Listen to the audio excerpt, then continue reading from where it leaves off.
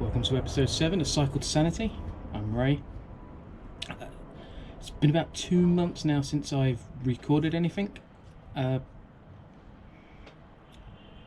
Work got a bit hectic and I had a few other things on, like the Kew Gardens 10k, the London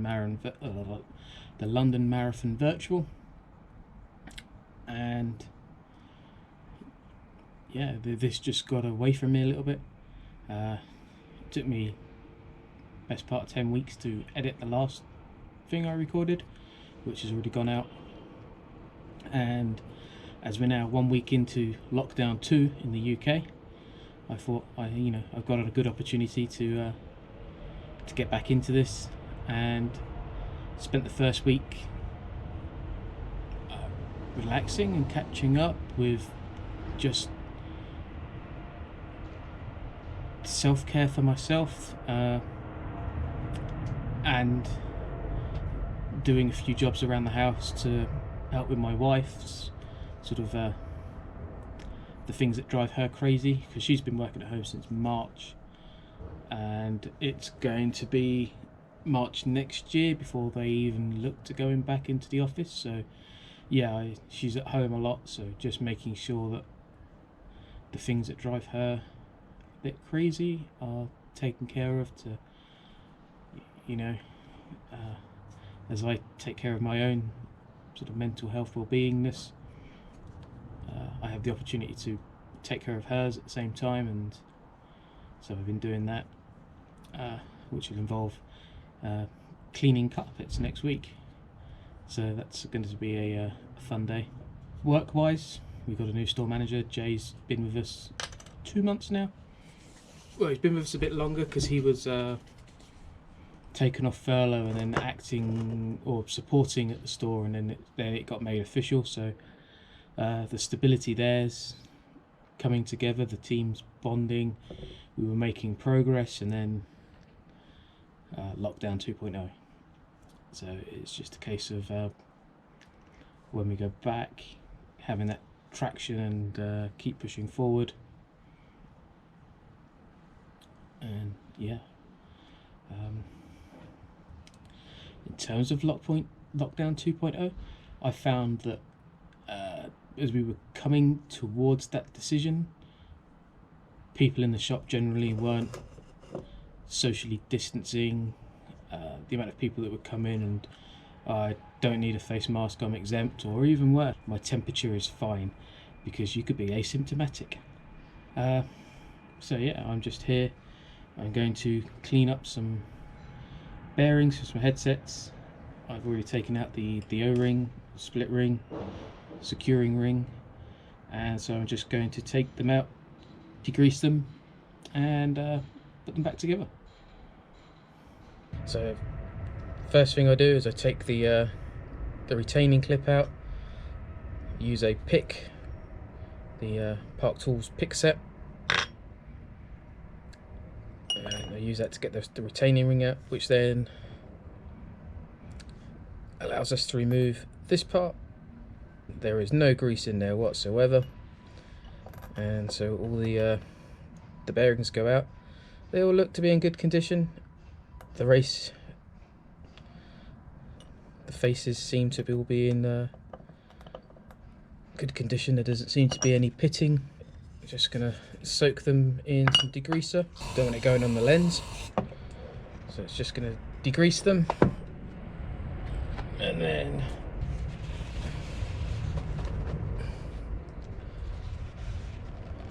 clean them off with some paper towel.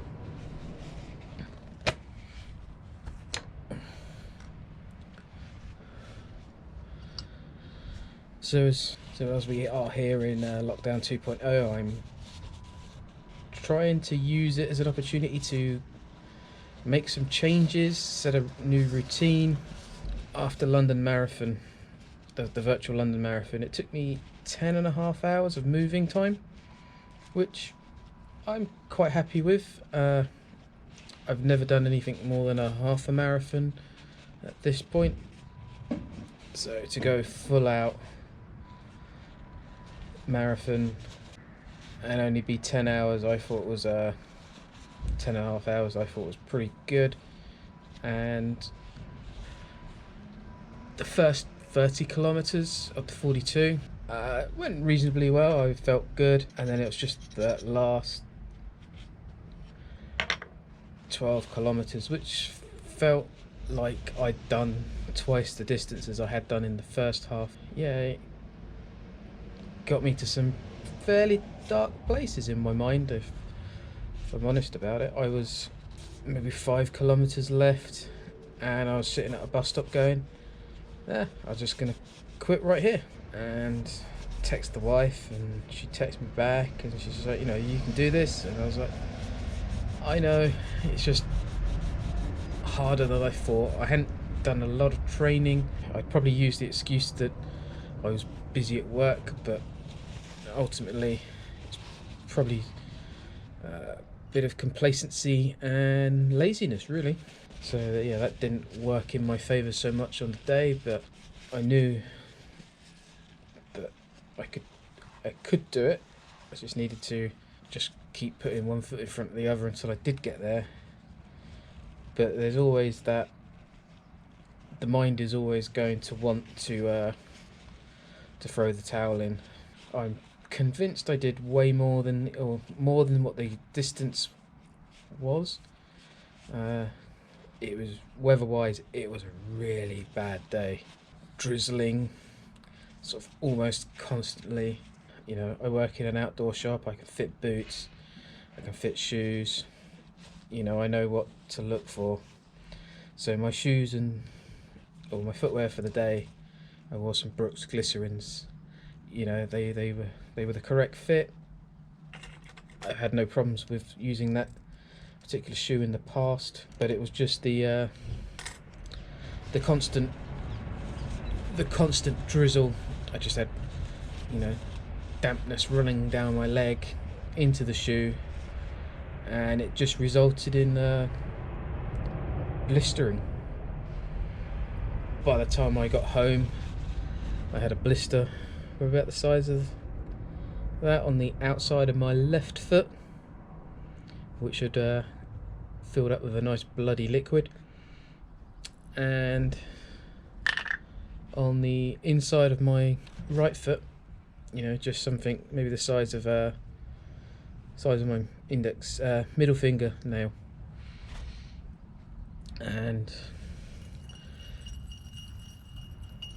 yeah, it wasn't anything to do with bad preparation. It's just something that has the potential to happen at any time, just because of the environmental. And so that was 5-6 weeks ago, maybe 6 weeks this weekend, I think. Yeah, while I've been able to walk on it pain-free, like the first 3 days I couldn't get a shoe on it. I managed to get a sock on but yeah, no, I couldn't get a shoe on. If I went to the shops, I had UFO recovery slides. Yeah, it was just not the best experience. After the first day, the legs were actually fine. I wouldn't have been able to go out and do any distances, but I didn't stiffen up so much. I was conscious of making sure I moved every so often, maybe once every sort of hour and a half, and just get up, walk around, and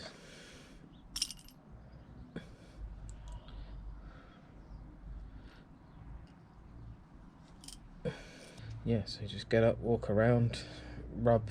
It was mainly the quads, top of the legs at the front. Yeah, so that was the Monday. The Tuesday, it felt fairly okay. Go out for a 20-minute, half-hour walk to the shops and back, mainly because I needed to get some Compeed. I have to say, it just felt a bit anticlimactic at that point, because being virtual, there was no there's no medal right there. The one downside to virtual events is that by the time you get your medal and stuff through the post-race euphoria and all the other sort of associated bits, like the pain and discomfort, has disappeared, and you just sort of feel, when the medal eventually does come round, it just doesn't have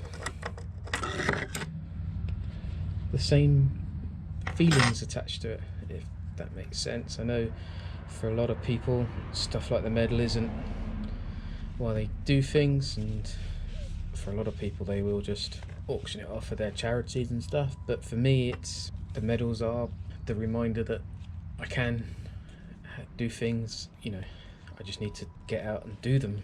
And yeah, so I can get out there and I can do these things, you know, as again, not the fastest, certainly even I think for my size, I think there are people that have done it faster, but yeah, this lockdown I'm just trying to focus on losing some weight, so I'm not snacking and stuff like I did in the first lockdown. But in the first lockdown it was my 40th, it was my wife's 40th just before this lockdown came into effect. So yeah, we've had some treats this time round, but it's spending some time focusing on eating right. I started cooking a bit more from scratch, using recipes from Slimming World books that I've used in the past. So when I jumped on the scales, I've actually put on a kilo from the last time that I'd weighed, but I think in the time since I've weighed, I'd put on more than that, and I feel like I've, in the last week, 10 days, I've lost a bit. So I'm going to be a bit more mindful of that, but it's not all about the number on a scale. It's about other things, like I'm going to take some measurements, so I've got just a bit more of a grasp of where it is, because everyone says the cliche of muscle weighs more than fat, and a pound of fat still weighs the same as a pound of muscle. It's just the density of it, so that you can be shrinking but you're not losing the weight, because you're packing on the more denser muscle over focusing on getting these bearings in and hopefully not dropping any, because if they go on the floor, that'll be the end of them. And then I just put some more grease on the top of them now that they're in there. So yeah, for the last couple of weeks I've not done much more than a couple of walks or walking. I haven't, to be honest, I haven't run since the early part of the first lockdown. As a lot of people have sort of found, there's all the bearings in the crown. Just sort of fallen out with it a little bit, but the two of the events that I've got rolled over into next year are Race to the Stones and the London Revolution Trails, which is the half marathon to ultra event that runs alongside the cycling event. My goal is to drop a bit of weight and do some training beforehand, and go from there to see how I get on with my time versus 2019. I feel that I probably wouldn't have done much better, if any better, this year round had it not been cancelled with the pandemic. Certainly with the mother-in-law having, it would have been the month anniversary from when the mother-in-law died. It's about making sure that mentally I'm in the right place, and then take care of myself physically, and I think when the head's strong, the legs will follow. Yeah, so when the head's strong, the legs will follow. Let me know in the comments below what you've got going on, what your plans are for 2021. What do you do to help with your mental well-being? Today that I'm recording this is actually World Kindness Day, so what have you done to be kind to? Doesn't necessarily have to be others. The most important person to be kind to is be kind to yourself. Treat yourself well, you know. For the last couple of days I've been paying more attention to my self-care. I noticed a few things that are sort of the signs of a depression, and sort of took the steps to, I don't know, necessarily move past it, but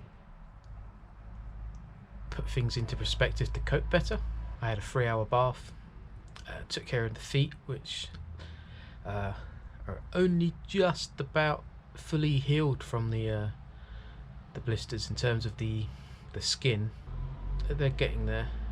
Would normally have gone and got a haircut in the lockdown, but yeah, with the lockdown, yeah, I'm gonna have to wait a couple more weeks for a haircut unless I do it at home. But I'm trying to grow the top because I've not had the top long since 1996. No, 95. And yeah, I just thought I would, having had 3 and a bit months of no haircut previously, I thought I would, when I do go to get my haircut, leave the top the length it is rather than the length I normally get, and yeah, just try something new. Thanks for watching.